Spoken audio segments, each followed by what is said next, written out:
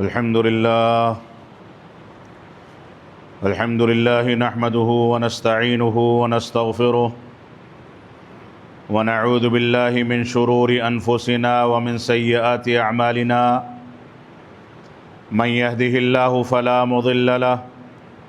ومن يضلل فلا هادي له وأشهد أن لا إله إلا الله وحده لا شريك له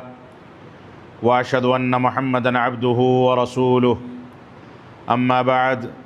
فإن خير الحديث كتاب الله وخير الهدي هدي محمد صلى الله عليه وسلم وشر الأمور محدثاتها وكل محدثة بدعة وكل بدعة ضلالة وكل ضلالة في النار فأعوذ بالله السميع العليم من الشيطان الرجيم بسم الله الرحمن الرحيم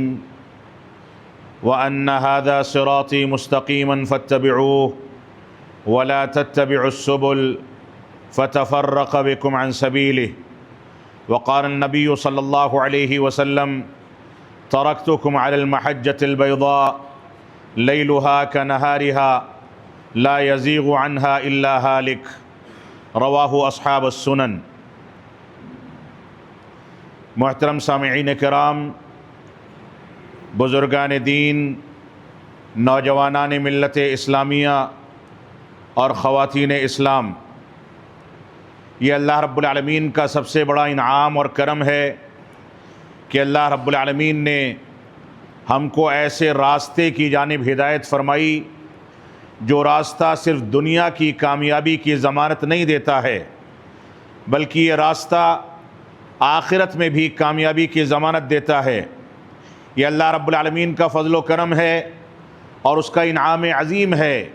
کہ اس راستے کی صراحت، اس کی وضاحت اور راستے کی تشریح کے لیے رب کائنات نے ایسا سلسلہ جاری کیا جس سلسلے کی آخری کڑی جناب محمد الرسول اللہ صلی اللہ علیہ وسلم کی شکل میں اس دنیا کو اس سے نوازا گیا، اور اللہ کے نبی صلی اللہ علیہ وسلم نے اس راستے کے حدود کی تعیین فرمائی اور واضح کیا کہ ہم کو کیا کرنا ہے، کن چیزوں سے بچنا ہے، کون سی چیزیں اپنانی ہیں، کن چیزوں سے اجتناب کرنا ہے، کیا سچائی ہے، کیا جھوٹ ہے، کیا حق ہے، کیا باطل ہے۔ یہ ساری کی ساری چیزیں رسول اکرم صلی اللہ علیہ وسلم نے بالکل ویسے ہی واضح کر دی جیسے دن کا اجالا واضح ہوتا ہے، بلکہ دین اسلام کی مثال رسول اکرم صلی اللہ علیہ وسلم نے دیتے ہوئے سنن کی اس روایت کے اندر فرمایا ترکتکم علی المحجۃ البیضاء لیلھا کنہارھا لا یزیغ عنہا الا ہالک، کہ میں تم کو ایسے واضح راستے پر چھوڑ کر کے جا رہا ہوں جس کی رات کی تاریکی، رات کا اندھیرا بھی ہدایت حاصل کرنے کے ناحیے سے دن کے مانند بالکل روشن ہے، اس میں ٹھوکر کھانے کا کوئی امکان نہیں، بھٹکنے کا کوئی امکان نہیں، بلکہ بالکل واضح کر دیا گیا کہ انسان کو کیسے زندگی گزارنی ہے، کن چیزوں کو اپنانا ہے، کن چیزوں کو چھوڑنا ہے، کون سی چیزیں حلال ہیں، کون سی چیزیں حرام ہیں، توحید اور اس کے تقاضے کیا ہیں، شرک اور اس کے اقسام کیا ہیں،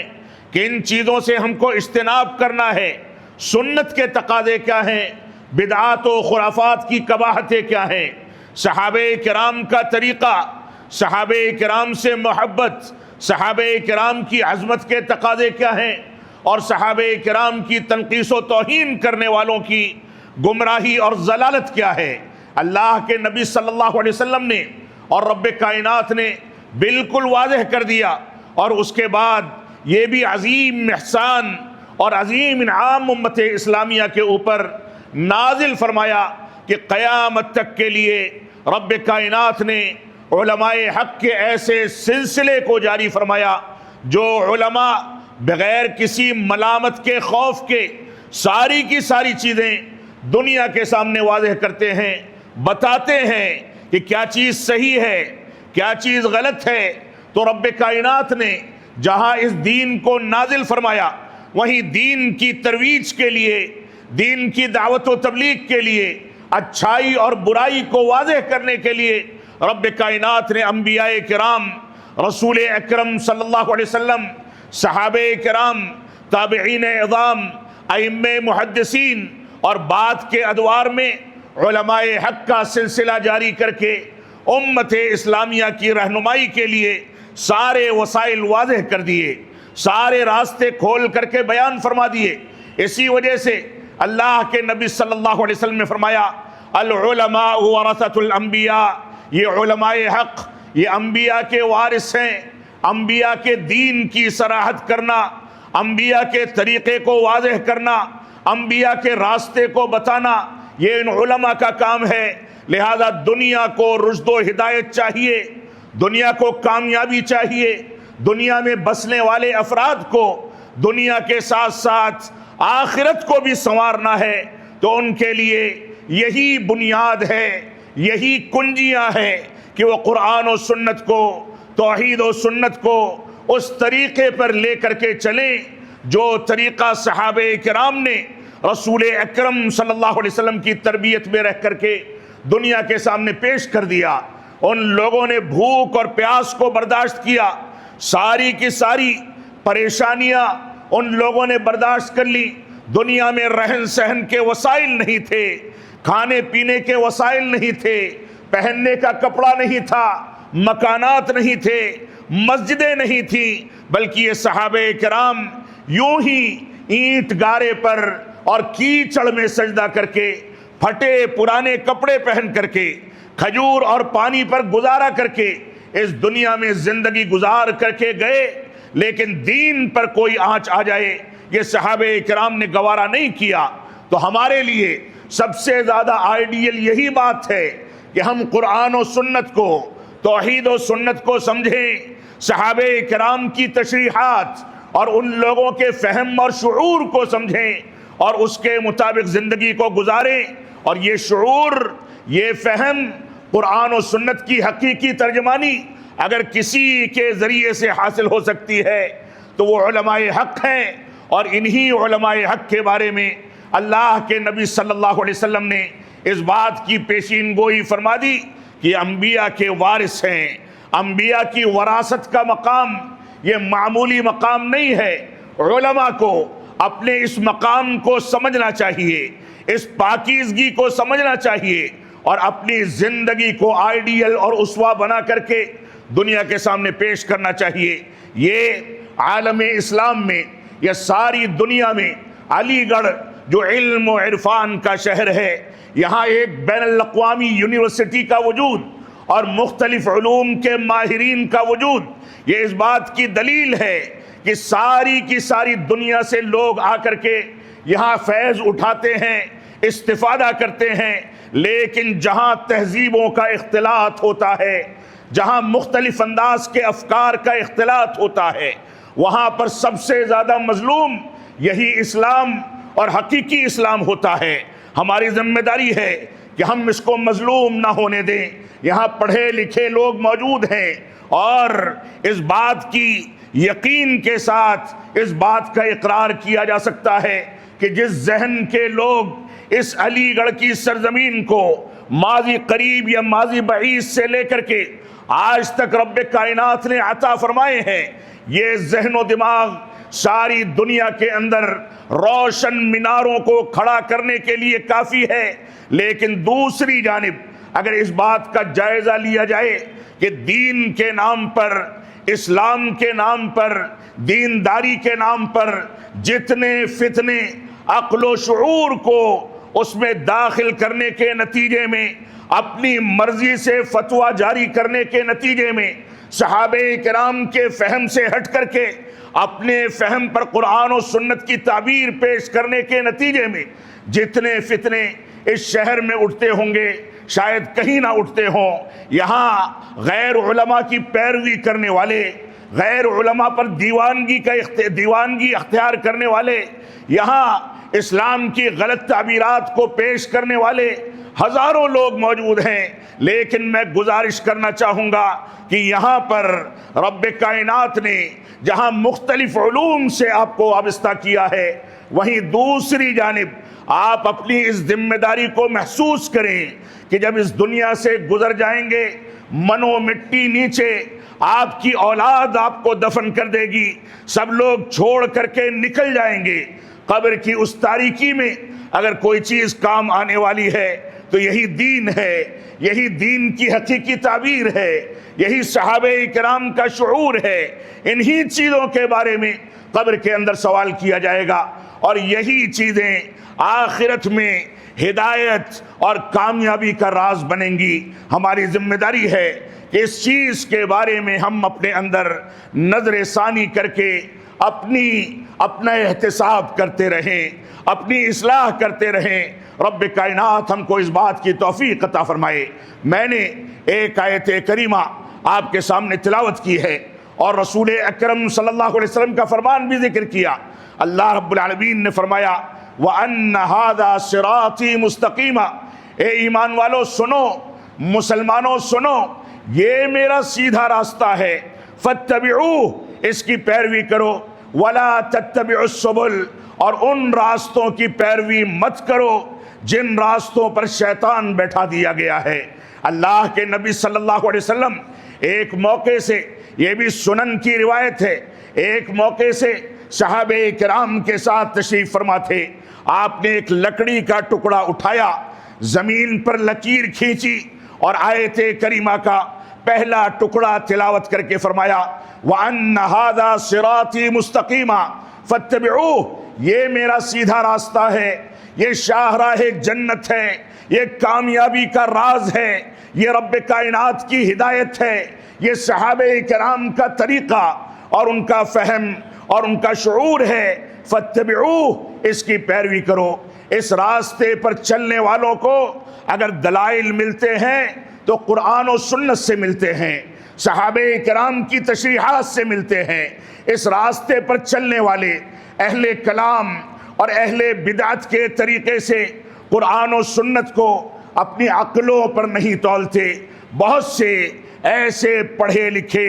اور ترقی یافتہ افراد ہیں جو اس بات کا چیلنج کرتے ہیں کہ اگر دین میں ہماری عقل کا دخل نہ ہو تو ایسی صورت میں اس کو کیسے قبول کیا جا سکتا ہے۔ اور اس سرزمین پر جہاں مختلف علوم کے ماہرین پائے جاتے ہیں، یہ فتنہ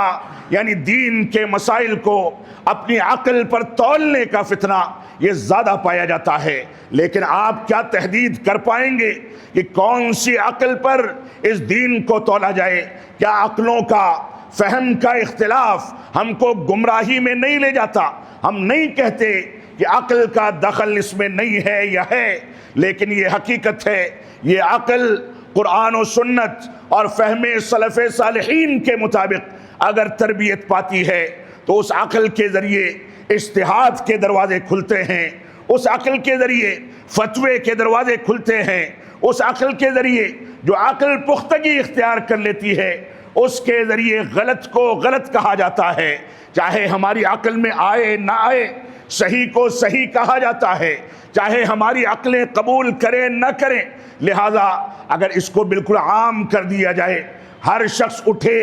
اپنی رائے قائم کرے، اپنا فتویٰ دے اور اس بنیاد پر دین کی تعبیرات پیش کرے، تو اللہ کی قسم یہ قبول نہیں کیا جا سکتا۔ ایک گھر میں آج دوپہر کے کھانے میں کیا بننا ہے، ساری عقلیں اس بات پر بھی اتفاق نہیں کر پاتی۔ بچیاں کچھ چاہتی ہیں، بچے کچھ اور چاہتے ہیں، ماں باپ کچھ اور چاہتے ہیں، مہمان آیا ہوتا ہے، کسی دوسری چیز کا شوق ہوتا ہے۔ یہ عقلیں ایک جگہ پر متفق ہو جائیں تو یہ ممکن نہیں ہے، لیکن ان عقلوں کو اگر دستور دے دیا جائے، ضابطہ دے دیا جائے، اصول کے مطابق اور صحابہ کرام کے فہم کے مطابق، جن لوگوں سے رب کائنات نے رضامندی کا اعلان کر دیا، جن لوگوں کو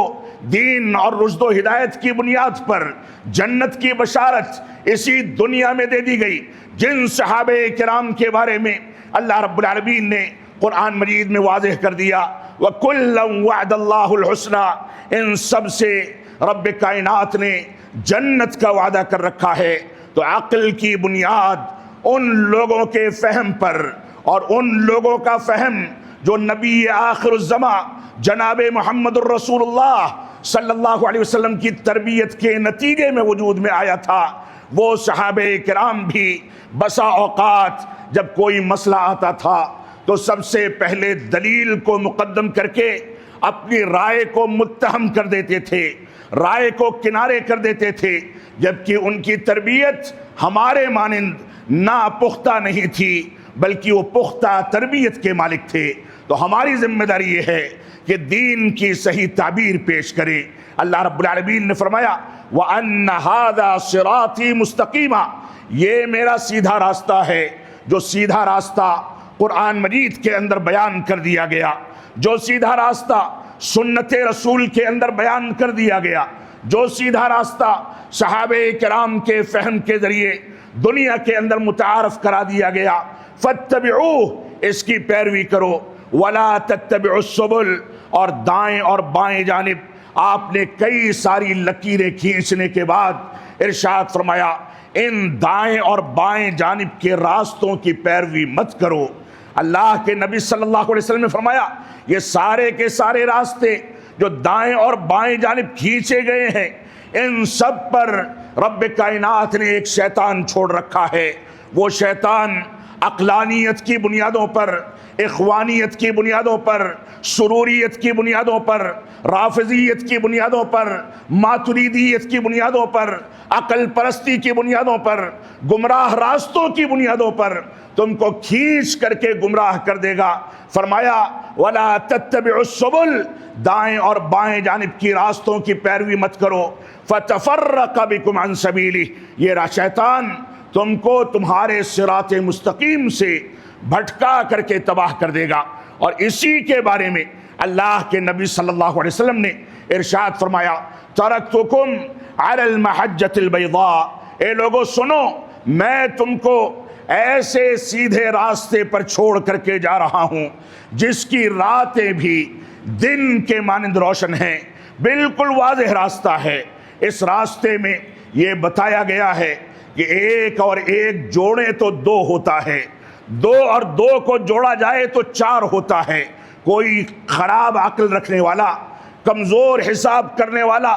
دو اور دو کو تین یا پانچ کہہ سکتا ہے، لیکن یہ راستہ بالکل حقیقی نتیجہ نکال کر کے ہمارے لیے روشن مینار کھڑا کر دیتا ہے۔ اللہ کے نبی صلی اللہ علیہ وسلم نے اسی وجہ سے فرمایا میں تم کو سیدھے راستے پر چھوڑ کر کے جا رہا ہوں۔ یہ سیدھا راستہ قرآن و سنت کا راستہ ہے، یہ محجت بیضاء، یہ روشن راستہ قرآن و سنت اور احادیث کی کتابوں کا راستہ ہے، یہ روشن راستہ علماء حق کے فتووں کا راستہ ہے، یہ روشن راستہ وہ راستہ ہے جس پر چلنے کے نتیجے میں انسان دنیا میں کچھ بھی کرے لیکن آخرت کی پہلی منزل قبروں کے سوال کے لیے اپنے آپ کو تیار کرتا ہے۔ تو علی گڑھ کی اس سرزمین پر میں یہ اپیل کرنے کے لیے حاضر ہوا ہوں کہ یہاں پڑھا لکھا طبقہ اپنی دینداری کے بارے میں، دینی امور کے بارے میں علماء حق کی جانب رجوع کر کے سنجیدگی اختیار کرے۔ یہاں آئے دن اٹھنے والے فتنے، نئے نئے شبہات، نئی نئی چیزیں جس کے نتیجے میں یہ دین کی تعبیرات سے ہٹ کر کے غلط تعبیرات پر چلا جاتا ہے، دین کے نام پر گمراہی کی باتیں کی جاتی ہیں، دین کے نام پر غلط انداز کے عقائد کی ترویج کی جاتی ہے،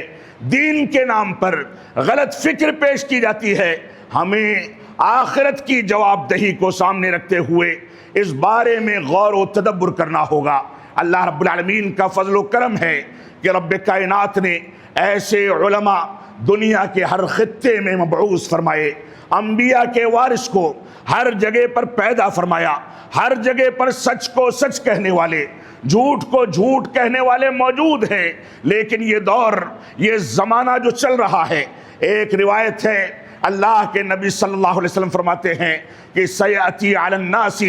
سنوات خداعات، کہ عن قریب لوگوں کے درمیان دھوکہ دھڑی کے ماہ و سال آنے والے ہیں جہاں سچ کو جھوٹ کہا جائے گا، جھوٹ کو سچ کہا جائے گا، کالے کو گورا اور گورے کو کالا کہا جائے گا، دن کو رات اور رات کو دن کہا جائے گا، اس دور میں روئے بدا نکل کر کے دین پر رائے قائم کریں گے۔ یہ روئے بدا وہی لوگ ہیں جو قرآن و سنت سے ہٹ کر کے، فہم سلف صالحین سے ہٹ کر کے، صحابہ کرام کے طریقے سے ہٹ کر کے دین میں اپنی رائے قائم کرتے ہیں اور رائے قائم کر کے لوگوں کو گمراہ کرتے ہیں۔ اللہ کے نبی صلی اللہ علیہ وسلم نے فرمایا یہ دور جو دھوکہ دڑی کا دور ہے، جس میں سچائی کو سچائی نہیں بلکہ جھوٹ سے تعبیر کیا جائے گا، آپ کو اس کی عکاسی دیکھنی ہے، اس کی ترتیب دیکھنی ہے اور اس کے مظاہر دیکھنے ہیں۔ آپ چینلز کو کھول لیں، میڈیا کو دیکھ لیں، نیوز چینلز کو دیکھ لیں، آپ کی جیب میں شیطان کی شکل میں جو موبائل فون ایکٹیو ہے اس پر آپ دیکھیں کہ آپ کن لوگوں کو سنتے ہیں۔ آپ اس بات کا جائزہ لیں کہ کن لوگوں کو پڑھتے ہیں۔ ایک سے لے کر کے اگر سارے کے سارے مسائل کو جائزہ لے کر کے دیکھا جائے تو اخبارات سے لے کر کے نیوز چینلز تک، یونیورسٹیوں کے ذمہ داران سے لے کر کے ایک مسجد کے متولی تک، ایک امام و خطیب سے لے کر کے ایک مدرس تک، ایک گھر کے ذمہ دار سے لے کر کے ایک صاف صفائی کرنے والے ملازم تک، ہر شخص آج کے اس فتنے کے دور میں اس طاق میں لگا ہے کہ اپنی جیبیں بھرنے کے لیے، اپنے مفاد کے لیے لوگوں کے سامنے سچائی کو جھوٹ بنا کر کے کیسے پیش کیا جائے۔ ہر شخص اس طاق میں لگا ہے کہ سچائی کو جھوٹ کیسے ثابت کیا جائے، جھوٹ کو سچ کیسے ثابت کیا جائے، دن کو رات کیسے کہا جائے، رات کو دن کیسے کہا جائے۔ سوشل میڈیا پر چھوٹے موٹے چینلز بنا کر کے فتنوں کے دور میں نوجوانوں کو گمراہ کرنے کے لیے خبریں چکنی چپڑی بنا کر کے وائرل کی جاتی ہیں۔ سچائی کے ساتھ صحیح بخاری اور صحیح مسلم کی بنیادوں پر، کتب حدیث کی بنیادوں پر، فہم سلف صالحین کی بنیادوں پر کوئی عالم دین آپ کے سامنے گھنٹوں باتیں کرتا رہے، اس کو سننے والا کوئی نہیں بلکہ اس کے اوپر انگلیاں اٹھانے والے، اس کی ٹانگیں کھینچنے والے، اس کو گالیاں دینے والے، بھدے بھدے القاب سے ملقب کرنے والے مسلمانوں میں آپ کو ہزاروں مل جائیں گے۔ لیکن جھوٹی خبریں کہ فلاں جگہ ایسا ہو گیا، فلاں نے اتنے لوگوں کو مار دیا، فلاں نے ایسا کر دیا، ان جھوٹی خبروں کی بنیاد پر ہم پوری رات گزار دیتے ہیں اور ان پر اعتماد کرتے ہیں۔ یہ روئے بدا کا دور ہے، یہ حقانیت کو تبدیل کرنے کا دور ہے، یہ حقیقتوں کو بدل دینے کا دور ہے۔ ہماری ذمہ داری ہے کہ یہاں پر پڑھا لکھا طبقہ جو یونیورسٹی سے منسلک ہے، یونیورسٹی کا تعلیمی ماحول یہاں کے ذہن و دماغ پر نظر آتا ہے، اللہ کے واسطے دنیا داری کے لیے آپ جو وقت نکالتے ہیں وہ نکالتے رہیں، لیکن رب کائنات کی خاطر، اللہ رب العالمین کے واسطے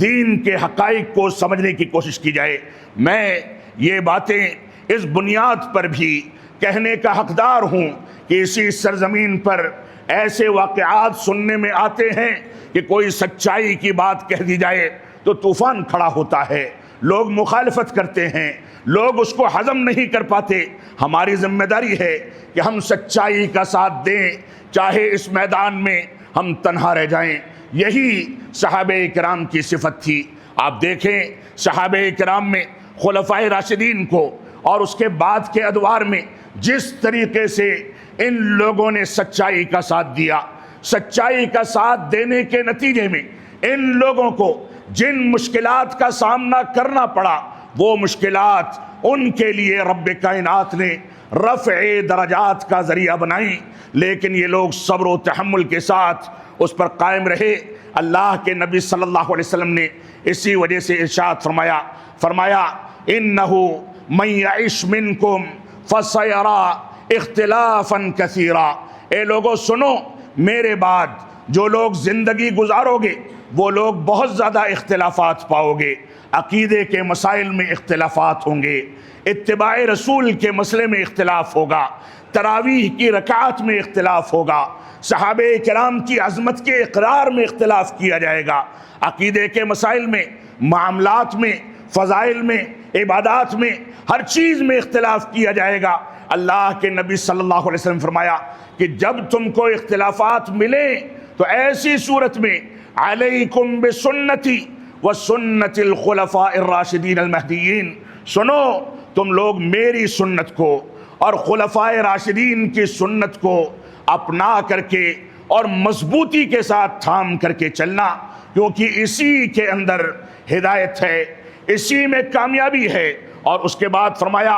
وَإِيَّاكُمْ وَمُحْدَثَاتِ الْأُمُورِ، سنو خبردار رہنا، چوکنے رہنا، ہمیشہ اپنے ذہن و دماغ میں اس بات کو بیٹھا کر کے رکھنا کہ بہت ساری چیزیں جو دین کے نام پر ایجاد کی جائیں گی، نئی نئی چیزیں ایجاد کی جائیں گی، وہ چیزیں تمہارے لیے ناکامی اور تباہی کا سامان ہے، لہذا ان سے بچنا یہ شیطان کے ہتھ کنڈے ہیں۔ شیطان چاہتا ہے کہ تم کو بدعات و خرافات میں تباہ کر دے۔ اور آگے فرمایا کہ فَإِنَّ كُلَّ مُحْدَثَةٍ بِدْعَةٍ، ہر نئی چیز جو دین کے اندر ایجاد کی جاتی ہے، چاہے عقائد کے باب میں ایجاد کی جائے اور اس کے فساد کے نتیجے میں انسان دھیرے دھیرے اسلام سے خارج ہوتا چلا جائے، چاہے یہ چیزیں فضائل اور عبادات میں ہوں، فروعی اختلافات میں ہوں، جس کے نتیجے میں انسان دھیرے دھیرے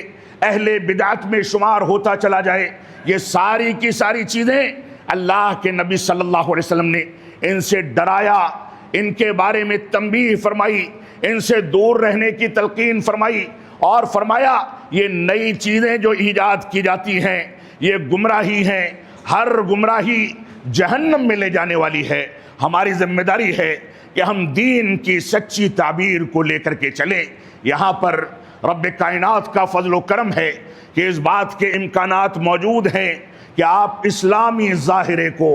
اسلامی لباس کو،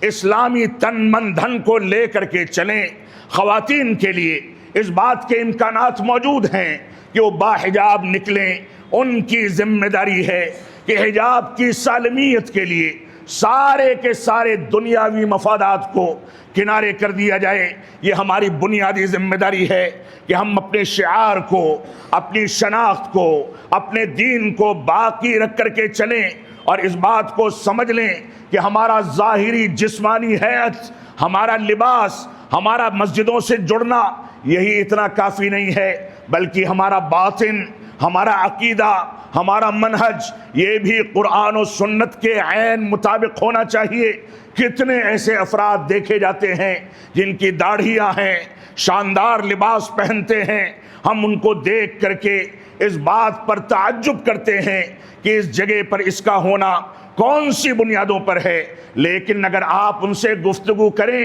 تو وہ ان لوگوں کے ساتھ کھڑے ہیں جو لوگ صحابہ کرام کو گالیاں دیتے ہیں۔ ایسے افراد ان لوگوں کے ساتھ کھڑے ہیں جو منہج کے بارے میں غلط انداز کی تربیت حاصل کرتے ہیں۔ ہماری ذمہ داری ہے کہ ہم اپنی ظاہری حیت کو اسلام کے مطابق ڈھالنے کے ساتھ ساتھ اپنے باطن کو سنواریں۔ یہ باطن اگر سنور گیا، اس کے اندر خوبصورتی پیدا ہو گئی، ہم نے اپنے عقیدے اور اپنے منہج کو سنوار لیا، صحابہ کرام سے محبت کا درس دیا گیا، صحابہ کرام کے لیے ساری کی ساری قربانیاں دینے کے لیے انسان ہمیشہ تیار رہا، تو یہی وہ حقیقی باطن ہے جس کے نتیجے میں ہم دین کی صحیح تعبیر لے کر کے اس دنیا کے سامنے پیش کر سکتے ہیں۔ یہ ہمارا ایمان ہے کہ قرآن و سنت کو صحابہ کرام کے طریقے پر سمجھنا یہی دین کی سچی تعبیر ہے۔ یہ ہمارا ایمان ہے کہ صحابہ کرام ایمان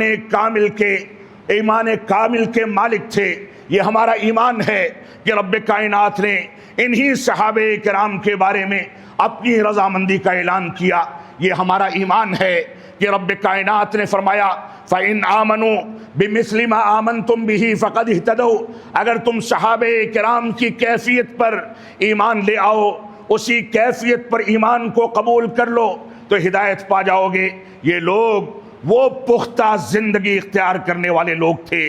جن کے لیے ہدایتیں ساتویں آسمان سے نازل کی جاتی تھی۔ ان کے قدم کہیں ڈگمگاتے تھے تو رب کائنات قرآن مجید میں آیتوں کے نزول کے بعد ان کو صحیح راستہ دکھاتا تھا۔ ان کے بارے میں رب کائنات نے اپنے عرش سے فیصلے فرمائے۔ نبی آخر الزماں جناب محمد الرسول اللہ صلی اللہ علیہ وسلم پر وحی کا نزول کیا گیا، آپ سے خوشنودی کا اظہار کیا گیا۔ بسا اوقات رب کائنات نے آپ سے ناراضگی کا اظہار کیا، بسا اوقات آپ کی تربیت کے لیے رب کائنات نے مختلف اسالیب اختیار کیے۔ تو یہ وہ پاکیزہ جماعت تھی جو جماعت اس دنیا میں دین کے حدود کی تعیین کے لیے بھیجی گئی تھی۔ رب کائنات نے اسی وجہ سے ان کی رشد و ہدایت کا، ان کی تربیت کا ذمہ اٹھا رکھا تھا، اور اسی ذمہ داری کو اٹھانے کے نتیجے میں رب کائنات نے ان سے اپنی رضامندی کا اظہار فرمایا، ان کو جنت کی بشارتیں دی۔ تو ہمارا ایمان ہے کہ ان صحابہ کرام سے محبت کرنا یہ ہمارے مسلمان ہونے کے لیے لازم اور ضروری ہے۔ جو ان کے بارے میں جس قدر کینہ کپٹ رکھتا ہے، ان کی تنقیص و توہین کرنے والوں کا جس قدر ساتھ دیتا ہے، تو اسی کے بقدر وہ ایمان سے اور اسلام سے دور ہوتا چلا جاتا ہے۔ رب کائنات ہم کو صحابہ کرام کی عظمت کو سمجھنے کی توفیق عطا فرمائے۔ رب کائنات ہم کو دین کی سچائی کے ساتھ پیروی کرنے اور حقیقی دین کا ترجمان بننے کی توفیق عطا فرمائے۔ ہم دنیا داری میں کسی معاملے میں سمجھوتا کر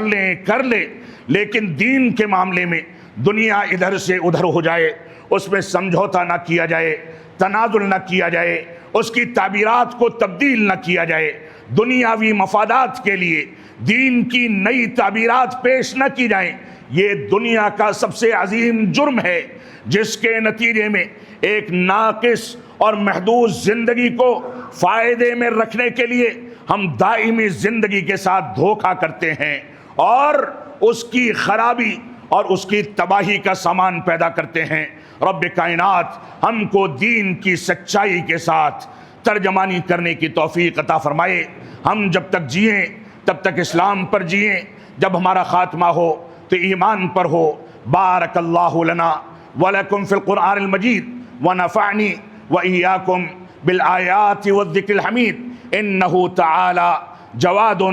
کریم ملک بر الرؤوف الرحیم۔